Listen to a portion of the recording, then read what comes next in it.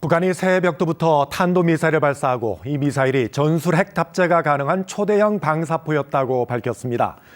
북한은 남한 전역이 사정권이라며 새해의 핵탄두 보유량도 기하급수적으로 늘리겠다고 주장했습니다. 우리 정부는 북한이 핵 사용을 기도하면 김정은 정권은 종말할 것이라고 엄중 경고했습니다. 김용준 기자가 보도합니다. 북한이 2022년 마지막 날부터 새해 벽두까지 연이틀 발사한 단거리 탄도미사일은 초대형 방사포인 것으로 전해졌습니다. 북한 조선중앙통신은 어제 쏜 3발의 방사포탄은 동해의 섬을 정확히 명중했고 오늘 새벽에 쏜 초대형 방사포 1발 역시 동해를 향해 날아갔다고 밝혔습니다. 북한 김정은 국무위원장은 이 방사포가 남한 전역을 사정권에 뒀다고 연설을 통해 강조하기도 했습니다. 특히 이 방사포의 전술핵 탑재도 가능하다고 주장해 우리를 향해 핵미사일을 직접 공격할 수 있다고 위협했습니다. 김정은 집권 이후 최장기간 진행된 북한 노동당 전원회의 결과 보고에서 북한은 남한을 의심할 바 없는 명백한 적으로 규정했습니다. 또 새해에는 전술 핵무기를 다량 생산하고 핵탄두 보유량도 기하급수적으로 늘릴 것이라고 언급해 7차 핵실험에 대한 의지를 강하게 드러냈습니다. 전원회의에서는 기존의 화성 17형이 아닌 또 다른 대륙간 탄도미사일 개발 과업도 제시됐다고 밝혀 고체 연료 기반의 대륙간 탄도미사일 개발에 속도를 낼 전망입니다. 국가위기관리센터를 찾은 윤석열 대통령은 우리 군을 향해 일전을 불사한다는 결기로 적의 어떠한 도발도 확실하게 응징하라고 주문했습니다. 국방부는 북한이 만일 핵 사용을 기도한다면 김정은 정권은 종말에 처하게 될 것임을 엄중히 경고한다고 밝혔고 통일부는 같은 민족을 핵무기로 위협하는 북한의 태도가 개탄스럽다고 전했습니다. KBS 뉴스 김용준입니다. 네, 북한이 새해 첫날 새벽부터 단거리 탄도미사일을 발사했습니다. 어제 단거리 탄도미사일 3발을 발사한 데 이어 연이틀 도발에 나선 건데요. 새해에도 강경 기조를 이어가겠다는 의지를 나타낸 것으로 보입니다. 최영윤 기자가 보도합니다. 북한이 새해 첫날부터 탄도미사일을 발사했습니다. 합참은 북한이 오늘 새벽 2시 50분쯤 평양 용성 일대에서 동해상으로 발사한 단거리 탄도미사일 1발을 포착했다고 밝혔습니다. 탄도미사일은 400여 킬로미터를 비행한 후 동해상에 떨어졌습니다. 한미 정보당국은 고도와 속도 등 세부 재원을 종합적으로 분석하고 있습니다. 북한의 미사일 발사는 지난해 마지막 날인 어제에 이어 이틀 연속입니다. 어제는 오전 8시쯤 황해북도 중화군 일대에서 동해상으로 단거리 탄도미사일 3발을 발사했습니다. 3발 모두 이동식 발사 차량에서 쏜 것으로 추정되는데 350여 킬로미터를 날아가 동해상 무인도에 떨어진 것으로 파악됐습니다. 황해북도 중화군에서 탄도미사일이 발사된 것은 처음으로 합참은 북한의 의도를 분석하고 있습니다. 북한의 어떤 도발에도 압도적으로 대응할 수 있는 능력을 기초로 확고한 대비 태세를 유지해 나갈 것입니다. 북한이 새해 첫날 미사일 발사 등 도발에 나선 것은 매우 이례적입니다. 북한은 지난해 38차례에 걸쳐 70여 발의 탄도미사일을 발사했습니다. 새해에도 강경 노선을 이어가겠다는 의지를 강조한 것으로 풀이됩니다. 김정은 위원장은 지난달 27일 노동당 전원회의 확대 회의에서 2023년도 추진해야 할 자위적 국방력 강화의 새로운 핵심 목표들을 제시했다고 관영 매체들이 전한 바 있습니다. KBS 뉴스 최영윤입니다. 올 한 해 무력 시위를 계속해온 북한이 마지막 날인 오늘도 시위를 이어갔습니다. 탄도미사일 3발을 동해로 쐈습니다. 우리 군이 어제 고체 연료가 들어간 발사체를 쏜 것에 대한 맞대응으로 보입니다. 홍진아 기자가 이 내용 보도합니다. 올해 마지막 날 북한이 8일 만에 또 탄도미사일을 발사했습니다. 합참은 오늘 오전 8시쯤부터 북한이 황해북도 중화군 일대에서 동해상으로 쏜 단거리 탄도미사일 3발을 포착했다고 밝혔습니다. 3발 모두 이동식 발사 차량에서 쏜 것으로 추정되는데 350여 킬로미터를 날아가 동해상 무인도에 떨어진 것으로 파악됐습니다. 북한의 이번 미사일 발사는 우리 군 당국이 고체 연료 추진 우주 발사체 시험 비행에 성공하며 기술 격차를 과시한 데 대한 반발로 보입니다. 황해북도 중화군에서 탄도미사일이 발사된 건 처음이라서 합참은 북한의 의도를 분석 중입니다. 북한의 어떤 도발에도 압도적으로 대응할 수 있는 능력을 기초로 확고한 대비 태세를 유지해 나갈 것입니다. 올해 북한이 쏜 탄도미사일은 오늘까지 38차례에 걸쳐 70여 발입니다. 북한은 한 해를 결산하고 신년 국정 방향을 논의하는 노동당 전원 회의를 열고 있는 중에도 미사일을 쏘는 등 도발을 일상화하는 모습입니다. 전원 회의가 시작된 26일에는 소형 무인기 5대가 우리 영공을 침범했고 이 가운데 한 대는 서울 북부까지 진입했다가 되돌아가기도 했습니다. 역대 최장기간 전원 회의를 열고 있는 북한은 대남, 대미 메시지와 경제 정책 등이 담긴 결과를 내일쯤 발표할 것으로 보입니다. KBS 뉴스 홍진아입니다. 몇 시간 전 하늘에서 정체 모를 수상한 물체를 봤다는 목격담이 이어졌습니다. KBS에도 제보가 빗발쳤고 혹시 북한이 미사일이라도 쏜 건 아닌지 불안하다는 분들 많았습니다. 1시간 가까이 혼란이 이어진 뒤에야 국방부가 입장을 내놨는데 이 정체를 알 수 없었던 이 무지갯빛 연기는 시험 비행에 성공한 우주 발사체라고 밝혔습니다. 먼저 최영윤 기자입니다. 저녁 6시 무렵 어두운 하늘을 뚫고 무언가가 하늘로 솟구쳐 올라갑니다. 지상을 향해 밝은 빛이 내려 비춰지고 하늘에는 비행 흔적이 그대로 남았습니다. 이 비행체는 국방과학연구소가 시험 발사한 고체 연료 사용 우주 발사체였습니다. 충남 태안에 있는 안흥 종합시험장 인근에서 발사됐는데 우리나라 전국에서는 물론 일본에서도 목격됐습니다.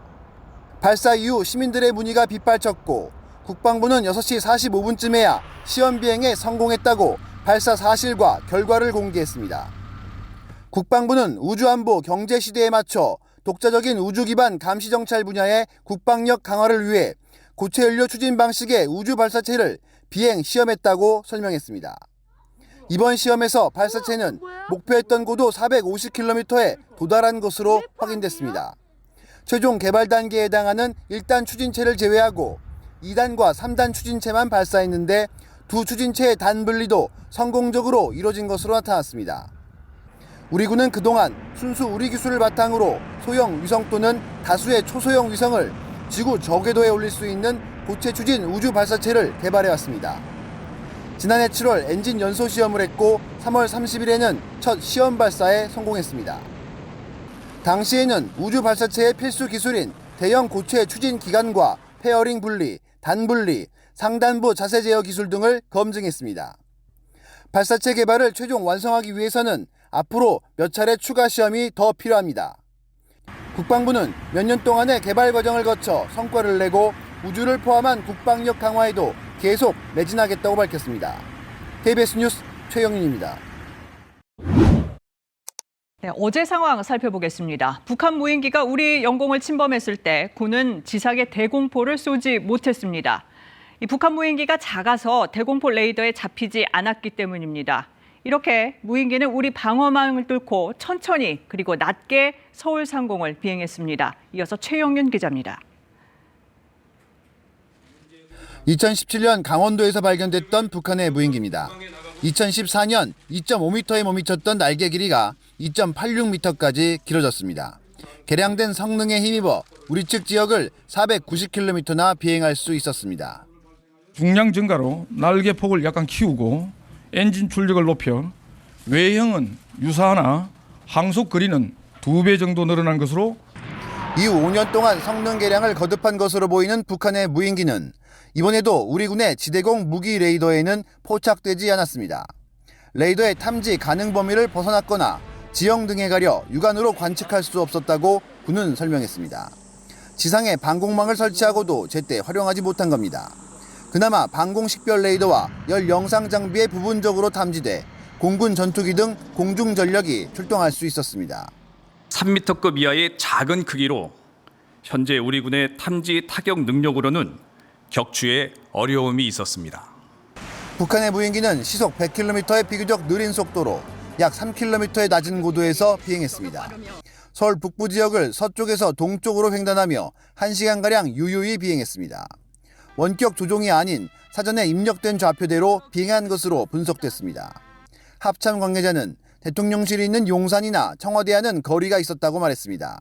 하지만 무인기를 수거하지 못했기 때문에 대통령실 등 주요 시설이 촬영됐는지 여부는 확답할 수 없다고도 했습니다. 그러면서 무인기가 용산 인근으로 날아온다면 상대적으로 고성능의 무기 체계가 배치되어 있기 때문에 격추가 충분히 가능하다고 밝혔습니다. KBS 뉴스 최영윤입니다. 북한 무인기가 우리 영공을 침범한 건 2017년 이후 5년 만입니다. 북한은 최근에 군사용 정찰 위성을 개발했다고 주장하는가 하면 군사정보 수집 능력을 키우는데 열을 올리고 있습니다. 최영윤 기자입니다. 2017년 강원도 인제 야산에서 발견된 북한의 무인기입니다. 무인기에 탑재된 일본제 카메라에서는 경북 성주의 사드 포대를 촬영한 사진 10여 장 등 500여 장이 발견됐습니다. 당시 무인기의 비행 시간은 5시간 30여 분, 비행 거리는 490여 킬로미터로 분석됐습니다. 우리 영공으로 은밀히 들어와 후방 지역까지 무난히 침투한 겁니다. 북한이 보유하고 있는 무인기 중에서 가장 작은 2m급이 되는 것인데 우리가 갖고 있는 탐지 자산에서 탐지가 안 되는 그런 크기이기 때문에 2014년에도 경기도 파주와 강원도 삼척, 인천시 백령도 등에서 북한 무인기 잔해가 잇따라 발견됐습니다. 당시 발견된 무인기의 성능은 조악한 수준으로 파악됐지만 북한은 대남 군사정보 수집 능력 향상을 위해 이후 각종 기술 개발에 속도를 내왔습니다. 군사용 정찰위성 개발을 공식적으로 밝힌 지난해 1월 8차 노동당 대회에서 북한은 무인 정찰기 개발을 직접 언급하기도 했습니다. 당시 북한은 500km 전방 중심까지 정밀 정찰할 수 있는 무인 정찰기들을 비롯한 정밀 정찰 수단들을 개발하기 위한 연구 사업을 본격적으로 추진할 것이라고 밝혔습니다. 현재 북한이 운용 중인 무인기는 300여 대에서 많게는 1000대 정도로 추정됩니다. 주로 대남 정보 수집과 감시 정찰을 목적으로 하지만 국지 도발이나 테러에 활용할 가능성도 배제하기 어렵습니다. KBS 뉴스 최영윤입니다. 쏘고 또 쏘고 올 한 해 북한의 시작과 끝은 단연 미사일 발사라 하는 게 맞는 것 같습니다. 네, 북한은 대륙간 탄도미사일 ICBM을 8번 발사한 것을 포함해 지금까지 모두 65발의 미사일을 쐈는데요. 연간 기준으로 역대 최다 미사일 도발입니다. 여기에다 고체 연료 엔진 시험을 비롯해서 정찰 위성을 쏘아 올리겠다고 시험 영상과 사진을 공개하면서 군사적 긴장을 한껏 끌어올렸는데 문제는 내년 2023년에 이 긴장을 더 고조시킬 수 있다는 겁니다. 네, 북한은 왜 이렇게 미사일에 집착하는 걸까요? 또 내년에는 어떨까요? 클로저 북한에서 북한의 미사일 전력과 전략을 분석해봤습니다. 김정은 위원장이 망원경으로 전용 열차 창밖을 지켜봅니다. 하늘로 치솟는 미사일. 발사 폭음이 천지를 뒤흔들고 화강이 대지를 뜨겁게 달구는 속에 강위력한 조선의 힘의 실체가 하늘로 솟구쳐 올랐습니다. 1월에 극초음속 미사일 시험 발사를 시작으로 북한은 한 해 내내 다양한 미사일을 끊임없이 쏘았습니다. 전술핵 탑재가 가능한 KN 계열의 단거리 탄도미사일, 세계 최장길이 괴물 ICBM, 대륙간 탄도미사일로 불리는 화성 17형. 급기야 분단 후 처음으로 북방 한계선 NLL 남쪽에 북한 탄도미사일이 떨어졌습니다. 1984년 이후 지금까지 식별된 미사일과 핵실험 중 80%가 김정은 위원장 집권기에 이루어졌고 특히 올해 미사일 활동은 역대 가장 활발했다는 분석인데 그 이유는 무엇일까? 2021년 1월에 8차 당대회를 통해서 전략무기, 전술무기 개발 계획을 구체적으로 얘기를 했고 실제 북한이 하나의 어떤 계획을 통해서 단계적으로 어떤 방식으로 5년 동안에 핵무기를 고도화할지를 스케줄을 잡아놓은 거죠. 어쨌든 그 스케줄에 맞게 개발 일정을 완수하겠다라는 것이 일단 기본적인 배경이 될 것 같고. 하노이 북미 정상회담이 참사로 끝난 뒤 핵과 미사일을 앞세워 국방력을 강화하고 한편으론 이를 활용해 미국을 압박한다는 장기 전략이란 분석입니다. 지구상에 제국주의가 남아있고 우리 국가에 대한 적대 세력들의 침략 전쟁 위험이 계속되는 한 우리의 국가 방위력은 새로운 발전의 궤도를 따라 부단히 강화되어야 합니다. 그렇다면 올해 주목해야 할 북한 미사일은 무엇일까? 무엇보다 지난 3월에 발사했다고 주장한 화성 17형 괴물 ICBM이 있습니다. 발사 현장을 찾은 김정은 위원장은 미국과의 장기적 대결을 준비해 나갈 것이라고 밝혔습니다. 이 강위력한 정의의 핵보검은 미 제국주의와 그 추종 무리들의 군사적 허세를 여지없이 무너뜨리고 우리 혁명의 승리적 전진과 후손만대의 영원한 안녕을 믿음직하게 수호하게 될 것입니다. 11월엔 화성 17형을 고도 6,100km까지 올려 최대 성능으로 발사했는데요. 정상 각도로 쏘면 워싱턴 등 동부는 물론 남부까지 미국 본토를 공격할 수 있습니다.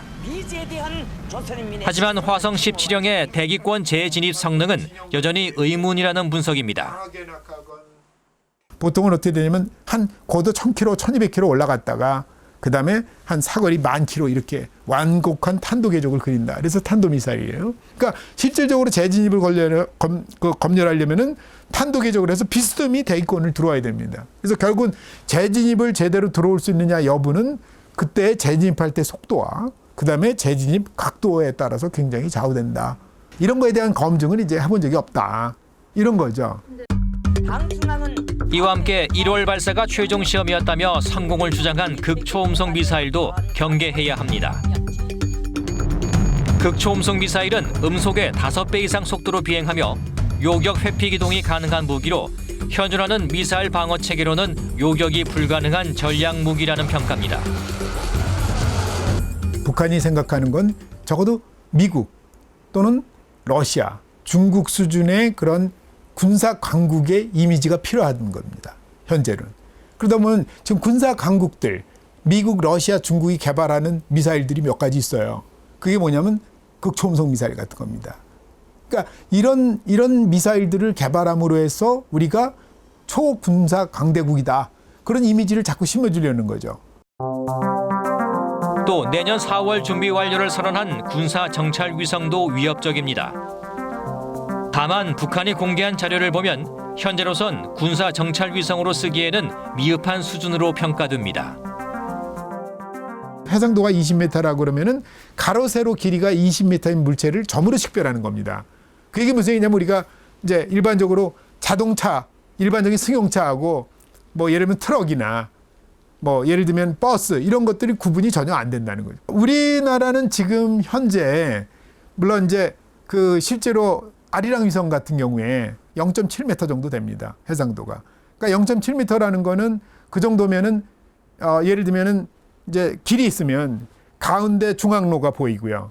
그 다음에 저거 승용차네, 버스네, 뭐 이런 정도 구분이 다 트럭이네 이런 정도 구분이 되죠.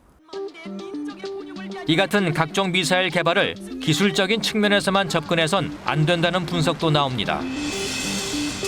한미 연합 공중훈련 비질런트 스톰에 격렬하게 반발하며 30발 넘는 미사일을 발사했는데 그 가운데 IRBM 중거리 탄도미사일 화성 12형은 일본 열도를 넘어갔습니다. 또 10월 당 창건 기념일엔 전술핵 미사일 발사 훈련을 공개하는 등 핵과 미사일 전략에 상당한 능력과 자신감을 가졌다는 분석입니다. 올해 들어서는 완전히 패턴이 바뀌어가지고 들어오면 더 쏴요. 전략 자산이 오히려 전개되면은 더 과감하게 쏘는 게 생겨서 항공모함이 들어와도 이제 미사일을 쏴요. 더 적극적으로 쏘고. 그다음에 핵 잠수함 키웨스트가 들어왔을 때도 부산항에 입학했는데도 불구하고 작전 중에 계속 미사일을 쐈어요. 거기에 정확하게 또 키웨스트가 입항하고 있는 뭐 진해나 아니면 부산을 오히려 타겟으로 해서 그 사정 거리만큼 또 쏴요. 그러니까 굉장히 과감해졌다는 거죠. 과감해진 거는 결국 전술 핵을 갖고 있기 때문에 이제 꺼릴 거 없다. 들어와도 언제든지 응징하고 보복할 수 있다. 이제 그거를 굉장히 과시적으로 보여주려고 하는 게 특징적으로 좀 나타나고 있는 거죠. 이처럼 올해 나름의 성과를 거둔 북한이 내년엔 어떻게 나설까? 2023년은 무기체계 개발 5개년 계획 3년차로 전술핵과 전략핵, 정찰 위성 개발을 가속화할 가능성이 크다는 전망입니다. 전술핵은 모델을 다양화하는 것, 전략핵은 고체형으로 바꾸고 그다음에 준중거리와 중거리급의 라인업을 갖추는 것, 그다음에 정찰 위성 갖추는 거. 이게 아마 내년에 추진해야 할 아마 주요 분야로 보여지고. 전술 핵무기는 소형 경량 다종화에, 전략 핵은 기동성 강화에 집중할 거로 보입니다. 특히 동창리 서해 위성 발사장에서 최근 실시한 대출력 고체 연료 엔진의 지상 분출 시험을 눈여겨봐야 한다는 평가입니다. 정대 시험을 통하여 또 다른 신형 전략무기 체계 개발에 대한 확고한 과학기술적 담보를 가지게 됐습니다. 아마 직경이 아마 2m 수준은 되는 것 같아요. 조금 안 되든가. 그리고 길이는 의외로 짧았어요. 한 6m 정도 됩니다. 그러면 그 정도면은 그 정도만 해도 굉장히 큰 로켓 모터예요. 그러니까 실제로 그게 아마 140톤 추력은 나올 거고요. 그러니까 현재로는 어쨌든 SLBM도 만들 수 있고 ICBM도 만들 수 있는 수준이다. 이렇게 보시면 되는 거고요. 여기에 또 다른 전략 무기로 꼽히는 북극성 계열의 SLBM, 잠수함 발사 탄도미사일과 잠수함 개발도 주의 깊게 봐야 합니다. 시기적으로는 김정은, 김정일 위원장과 김일성 주석 생일이 있는 1월과 2월, 4월, 그리고 한미의 대규모 연합 군사 연습이 예상되는 3, 4월에 미사일 도발을 집중할 수 있다는 분석입니다. 중로의 연합훈련도 더 강화될 것이고 한미뿐만 아니라 한미일의 연합훈련도 더 강화될 것이고 더 빈도수도 늘어날 것이고 북한의 핵무기 고도화도 더 활발해질 거다. 이 세 개가 오버랩되는 순간이 있을 거래요. 근데 그 순간이 아마 가장 위기가 고조되는 시기가 올 것이다. 그래서 내년도의 위기 수준 또 군사력인 그 어떤 긴장성 이런 거는 올해보다는 한 2배 이상 높아질 가능성이 있다 이렇게 봐요. 북미 남북 대화 대신 북한의 역대 최다 미사일 도발로 긴장해야 했던 2022년. 하지만 2023년 역시 타협과 외교는 멀고 군사력 강화는 손쉬운 선택이 돼 북한의 미사일 위협은 해를 이어갈 가능성이 커 보입니다.